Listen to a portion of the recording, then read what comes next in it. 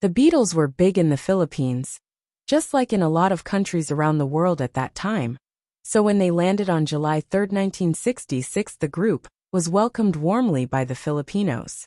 Despite a change in venue from Araneta Coliseum to Rizal Memorial Stadium, their first two shows were a massive success, with over 80,000 fans coming to watch them, the largest crowd to see the Beatles in concert.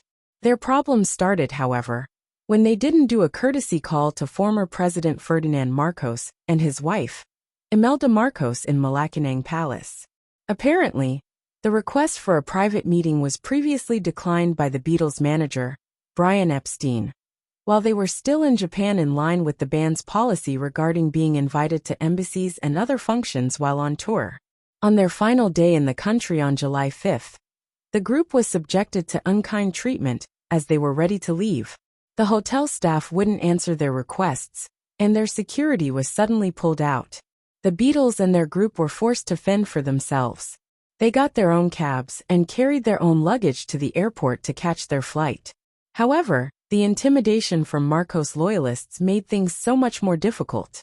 When they arrived at the airport, they were jostled and heckled. The airport manager, Willie Jurado, even mandated that the escalators be shut down, and that no employee should offer any assistance to the tour party. It didn't stop there, as the Beatles and their staff were also physically beaten while waiting to board their plane.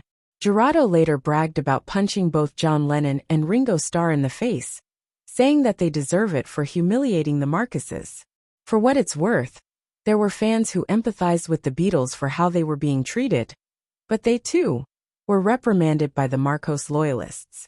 After the Beatles had left the country, Marcos issued a statement saying that the band's inability to visit Malacanang Palace wasn't intentional despite previous reports from the government-owned network. This made it sound as if the whole snafu wasn't premeditated by the administration, although it did seem like the whole thing was planned considering the progression of events. The Beatles never returned to the Philippines, and after everything that they experienced, who can blame them? On the morning of July 4, when they awoke in Manila, the Beatles were exhausted, and that day they were scheduled to play two shows at Rizal Memorial Football Stadium, one to 30,000 fans in the afternoon, and a second show to 50,000 fans that evening. As the Do Not Disturb sign hung from the doors of John, Paul, George and Ringo, the nation's First Lady, Imelda Marcos, was ready to host a breakfast reception at the presidential palace, in expectation of the group, along with 300 sons and daughters of top army officials, who were excitedly awaiting the presence of the Fab Four. When presented with the invitation, the Beatles' manager Brian Epstein had politely declined on behalf of the group, as it had never been the group's policy to accept such official invitations. But the group soon found that the Marcos regime was unaccustomed to accepting no for an answer. On the 4th, the Beatles continued to sleep, and later played the shows as scheduled.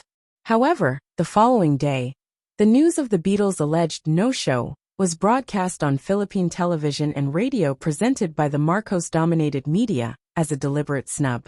When Brian Epstein tried to make a televised statement, his comments were disrupted by static.